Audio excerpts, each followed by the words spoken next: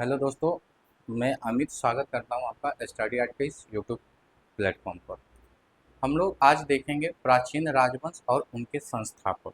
ठीक, प्राचीन भारत में जितना भी राजवंश हुआ है, जो भी इम्पोर्टेंट राजवंश है उनके बारे में जानेंगे और उनके संस्थापक के बारे में जानेंगे और उन्होंने अपना राजधानी कहाँ बनाया था उनके बारे में जानेंगे। ठीक, चलिए सेशन को स्टार्ट करते हैं। आप लोग ठीक है ना? कमेंट करके बताइएगा, समझे? क्योंकि हमारे कमेंट सेक्शन में आया था क्या कि सर आप हाल चाल भी नहीं पूछते हैं, इसलिए हम आपसे पूछ रहे हैं। अच्छे हैं ना? चलिए, सिर्फ कॉन्फिडेंस रखिए, समझे? कि हमसे अच्छा कोई नहीं जानता। समझ रहे हैं ना? बाहर में जाए दुनियादारी, आपके अंदर कॉन्फिडेंस होना चाहिए कि हम सब कुछ भी कर सकते हैं, सब कुछ कर सकते हैं, समझे?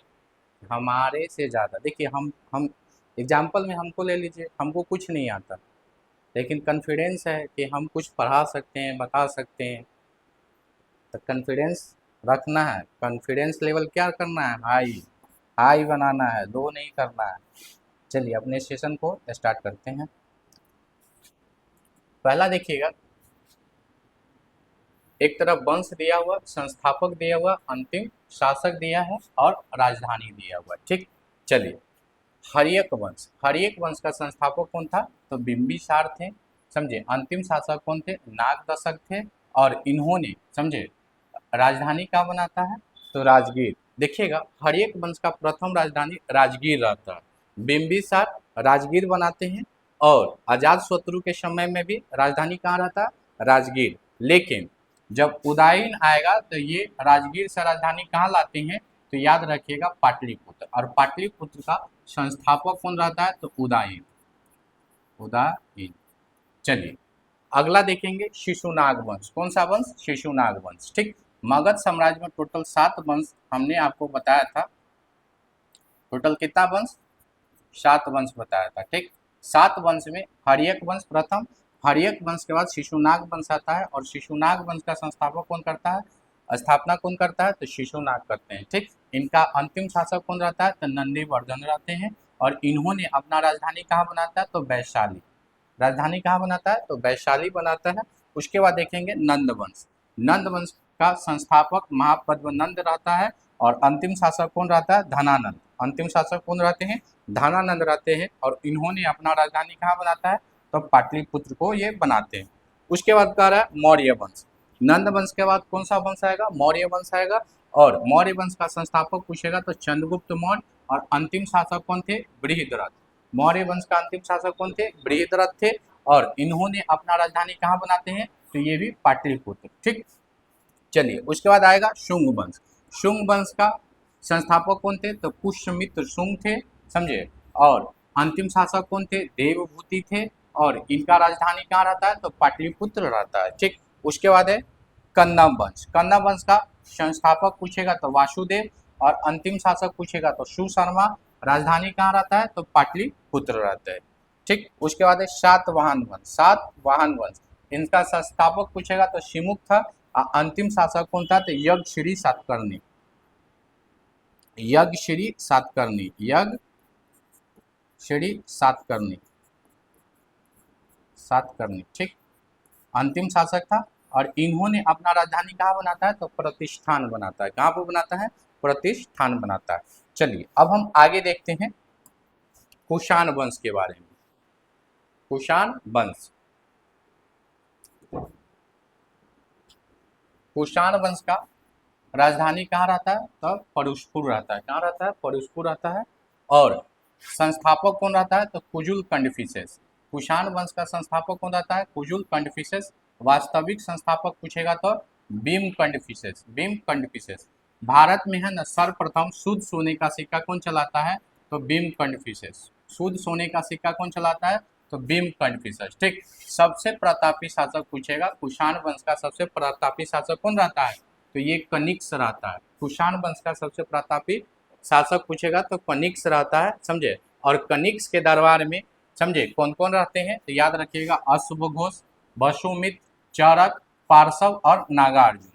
अश्वघोष, वसुमित्र, चरक, पार्श्व और नागार्जुन। ठीक, अश्वघोष, देखिएगा बुद्ध चरित्र का लेखक कौन है, तो अश्वघोष। बुद्ध चरित्र का लेखक कौन है, अश्वघोष है। ठीक। नागा अर्जुन, भारत के आइंस्टीन किसको कहा जाता है, तो नागा अर्जुन को कहा जाता है।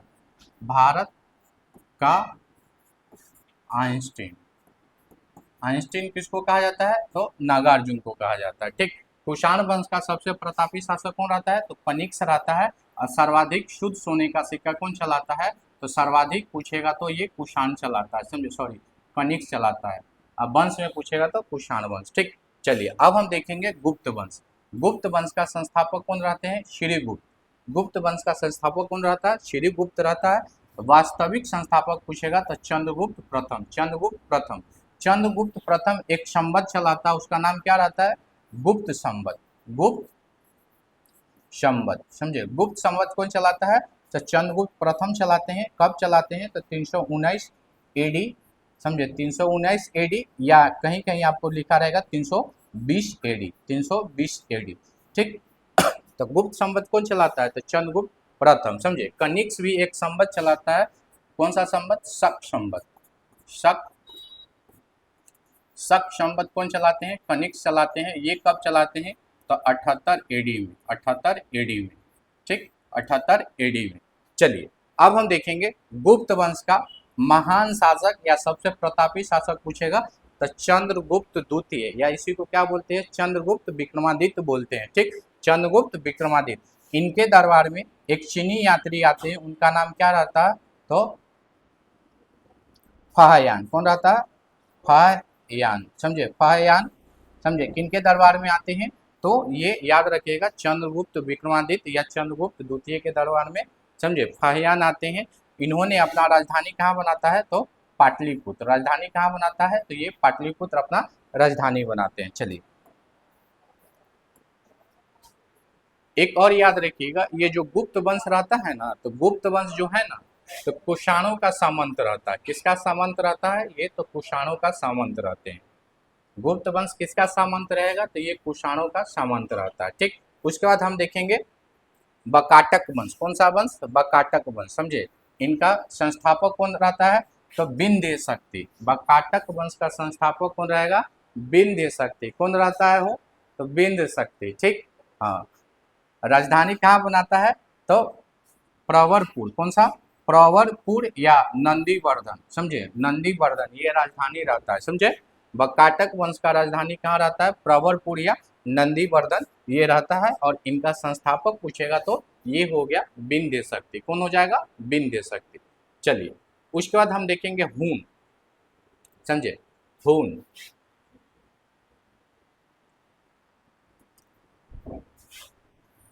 हून, समझे, हून। हून का संस्थापक कौन रहता है, तो तोरमान। कौन रहता है, तोरमान। हूण वंश का संस्थापक कौन रहते हैं, तो तोरमान, समझे। राजधानी कहाँ बनाते हैं, तो साकाल। कहाँ बनाते हैं, साकाल, या इसको आप बोल सकते हैं सियालकोट। राजधानी कहाँ बनाता है, साकाल या सियालकोट। सियालकोट को ये राजधानी बनाते हैं। ठीक। हूण, भारत में पूछेगा हूण आक्रमण किसके समय में होता है, तो स्कंद गुप्त के समय में। स्कंद गुप्त के समय में भारत में सर्वप्रथम क्या होता है, हूण आक्रमण होता है, समझे। प्रथम बार हूण आक्रमण होता है भारत में। चलिए उसके बाद देखेंगे तोमर वंश। कौन सा वंश है हो, तोमर वंश। कौन सा, तोमर वंश। ठीक, तोमर वंश। इनका संस्थापक कौन रहता है, तो अंग अंग क्या है, अंगपाल, अंगपाल तोमर। कौन रहता है, अनंगपाल तोमर, समझे। तोमर वंश का संस्थापक पूछेगा तो अनंगपाल तोमर। कौन, अनंगपाल तोमर। थोड़ा हम भी तोतले हैं ना सर, तोतले है, तोतले हैं।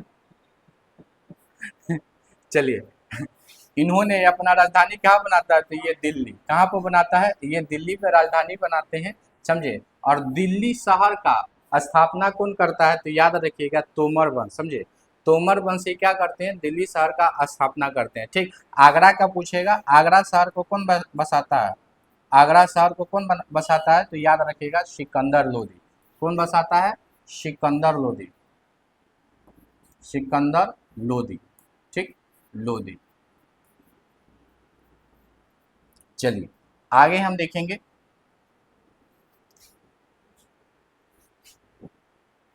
अब दक्षिण भारत में देखेंगे, दक्षिण भारत के प्रमुख राजवंश, दक्षिण भारत के प्रमुख राजवंश को देखते हैं। चलिए, चेर वंश हो गया, चोल वंश हो गया और पांड्य वंश हो गया। ठीक, चेर वंश का यदि पूछेगा प्रतीक चिन्ह क्या रहता है, धनुष रहता है। चेर वंश का प्रतीक चिन्ह क्या रहता है, धनुष रहता है। चोल वंश का प्रतीक चिन्ह क्या रहता है, बाघ रहता है। अब पांड्य वंश का कौन सा रहता है, मछली रहता है। पांड्य का क्या रहेगा, मछली। ठीक, चलिए, राजधानी, चेर वंश का राजधानी कहाँ रहेगा, तो बंजी रहता है। चेर वंश का राजधानी बंजी। चोल वंश का राजधानी कहाँ पर रहेगा, तो कावेरी पट्टनम में। चोल वंश का राजधानी कहाँ रहता है, तो कावेरी पट्टनम में रहता है। और पांड्य वंश का राजधानी कहाँ रहेगा, तो मदुरई में रहेगा। कहाँ रहेगा, तो ये मदुरई में रहता है। ठीक, तो इसको याद रखना है, चेर, चोल और पांड्य, समझे। चेर का पूछेगा, चेर का पूछेगा, प्रतीक चिन्ह धनुष रहता है। चोल का बाघ रहता है। पांड्य का रहेगा मनुष्य। पांडव का क्या रहेगा, मछली रहेगा। ठीक, मछली रहेगा। चलिए आगे हम देखेंगे क्या, चालुक्य वंश। चालुक्य वंश में देखिएगा, चालुक्य वंश का 3 गो शाखा था। 3 शाखा कहाँ कहाँ था, तो याद रखिएगा, एक बतापी का चालुक्य, दूसरा कल्याणी का चालुक्य, तीसरा बेगी का चालुक्य, समझे। तो चालुक्य वंश का 3 शाखा था। पहला बतापी का चालुक्य रहता है, दूसरा कल्याणी का चालुक्य रहता है, तीसरा बेगी का चालुक्य रहता है। ठीक, चलिए अब हम देखेंगे बतापी का चालुक्य। ये अपना राजधानी कहाँ बनाते हैं, तो बतापी। कहाँ पे बनाते हैं, बतापी, या याद रखिएगा बादामी। ठीक, संस्थापक कौन रहता है, तो जय सिंह। संस्थापक जय सिंह। इनका सबसे प्रतापी या महान शासक कौन रहेगा, तो पुलकेशिन द्वितीय। पुलकेशिन द्वितीय, पुलकेशिन द्वितीय बतापी के चालुक्य वंश का सबसे प्रतापी क्या रहता है, शासक रहता है। क्या रहता है, शासक रहता है। ठीक, उसके बाद देखेंगे कल्याणी का चालुक्य, समझे। कल्याणी का चालुक्य का राजधानी कहाँ रहेगा, कल्याणी। अब बेगी का चालुक्य राजधानी कहाँ रहेगा, बेगी, समझे, बेगी।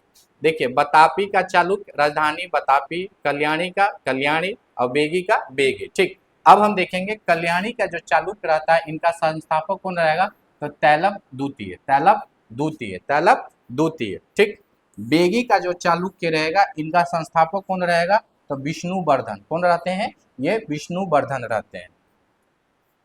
चलिए अगला वंश देखेंगे, सोलंकी वंश। गुजरात का चालुक्य रहते हैं, ये गुजरात में रहते हैं, गुजरात वाला रीजन में। इनका संस्थापक पूछेगा तो मूलराज प्रथम। ठीक, सोलंकी वंश का संस्थापक कौन रहता है, तो मूलराज प्रथम। मूलराज प्रथम। अगला राजवंश है राष्ट्रकूट वंश। कौन सा है, राष्ट्रकूट वंश, समझे। इनका संस्थापक कौन रहता है, तो दंतीदुर्ग। राष्ट्रकूट वंश का संस्थापक कौन, दंतीदुर्ग। बोलिए कौन रहता है, दंतीदुर्ग। कौन रहता है, दंतीदुर्ग, समझे। हाँ, राजधानी कहाँ बनाते हैं, तो मान्यखेट। राजधानी कहाँ बनाते हैं, तो मान्यखेट। राष्ट्रकूट वंश का राजधानी कहाँ रहता है, मान्यखेट। कहाँ रहता है, मान्यखेट।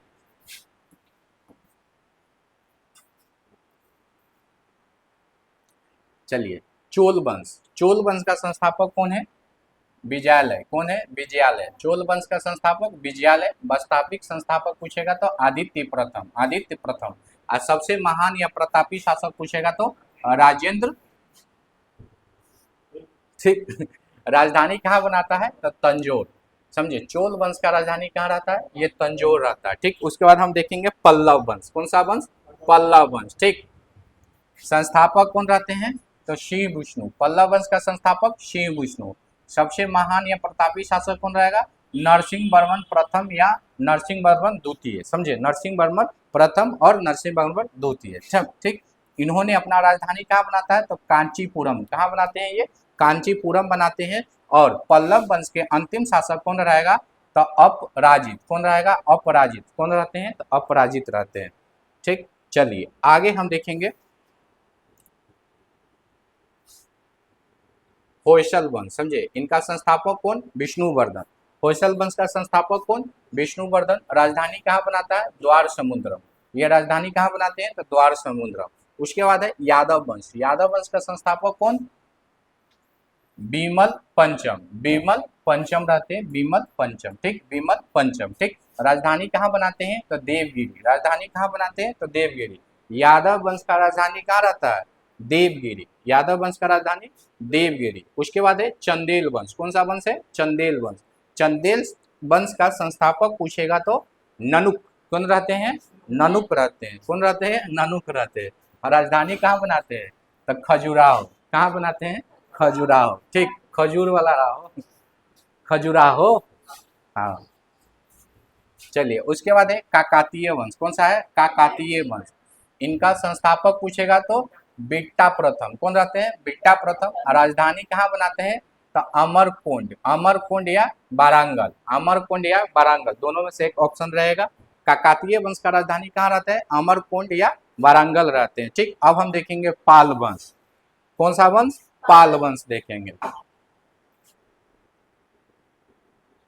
पाल वंश का संस्थापक कौन रहता है? तो गोपाल। पाल वंश का संस्थापक कौन रहते हैं? गोपाल। उदंतपुरी विश्वविद्यालय का स्थापना कौन करेगा? उदंतपुरी विश्वविद्यालय का स्थापना कौन करेगा? तो गोपाल करेगा। ठीक, उसके बाद कह रहा है पाल वंश का अगला मतलब शासक रहता है धर्मपाल। धर्मपाल का संबंध भी किससे है? तो पाल वंश। समझे? विक्रमशिला विश्वविद्यालय का स्थापना कौन करेगा? धर्मपाल। कौन करता है? धर्मपाल। इनके अलावा एक और है सोम विहार। कौन सा है? सोम विहार। सोम विहार विश्वविद्यालय। समझे? विश्वविद्यालय का स्थापना कौन करता है? धर्मपाल। समझे? ये कहाँ पड़ता है? विक्रमशिला। तो याद रखिएगा भागलपुर, भागलपुर। ये कहाँ है? तो ये है अभी वर्तमान में आपका बांग्लादेश में। कहाँ है? बांग्लादेश, बांग्लादेश में। ठीक, अब देखिएगा पाल वंश वाला, पाल वंश का जो एरिया था, क्षेत्र था, कौन सा क्षेत्र था? तो बंगाल। कौन सा क्षेत्र था? बंगाल वाला रीजन में। समझे? अब आपसे क्वेश्चन पूछेगा कि ये पाल वंश का जो राजधानी था ये कहाँ था? मुंगेर। कहाँ था? मुंगेर था। कहाँ था? मुंगेर था। समझे? और एक और याद रखिएगा मीर कासिम का नाम सुने हैं? मीर कासिम भी अपना राजधानी कहाँ बनाते हैं? मुंगेर ही बनाते हैं। ठीक, अब हम देखेंगे सेन वंश। सेन वंश समझे बहुत इंपॉर्टेंट है। पाल वंश और सेन वंश ये सब बहुत इंपॉर्टेंट है। चलिए संस्थापक पूछेगा तो सामंत सेन। सेन वंश का संस्थापक कौन है? सामंत सेन। समझे? अंतिम अंतिम शासक पूछेगा तो ये लक्ष्मण सेन। कौन है? लक्ष्मण सेन। सेन वंश का अंतिम शासक कौन रहता है? लक्ष्मण सेन। ठीक, इनके दरबारी इतिहासकार पूछेगा तो कौन रहता है? जयदेव। और गीत गोविंद का लेखक कौन है? जयदेव। गीत गोविंद का लेखक जयदेव। ठीक, सेन वंश का समझे दरबारी इतिहासकार कौन रहता है? जयदेव रहते हैं। और गीत गोविंद का रचना कौन किया था? तो जयदेव किया था। अगला हम देखेंगे गुर्जर प्रतिहार वंश। कौन सा? गुर्जर प्रतिहार वंश। संस्थापक कौन रहता है? नागभट्ट प्रथम। नागभट्ट प्रथम। ठीक, महान महान या प्रतापी शासक कौन रहेगा? मिहिर भोज। मिहिर भोज का संबंध किस वंश से है? तो गुर्जर प्रतिहार वंश। और इन्होंने अपना राजधानी कहाँ बनाता है? तो कन्नौज। कहाँ बनाते हैं? कन्नौज। तो ये जो था आपका क्या बोलते हैं प्राचीन भारत का समझे जो इम्पोर्टेंट वंश था, राजवंश था, और उनका संस्थापक इनके बारे में समझे बहुत ही इम्पोर्टेंट है। कभी कभी आपका राजधानी पूछ सकता है, कभी कभी संस्थापक पूछ सकता है, या फिर आपसे अंतिम शासक पूछ सकता है। तो इसको इग्नोर नहीं करना है, अच्छा से देखना है, हो सके तो स्क्रीनशॉट ले लेना है और इसको नोट करना है। ठीक, फिर हम मिलते हैं अगले सेशन में। तब तक के लिए जय हिंद। समझे? अपना ख्याल रखिएगा। नमस्ते।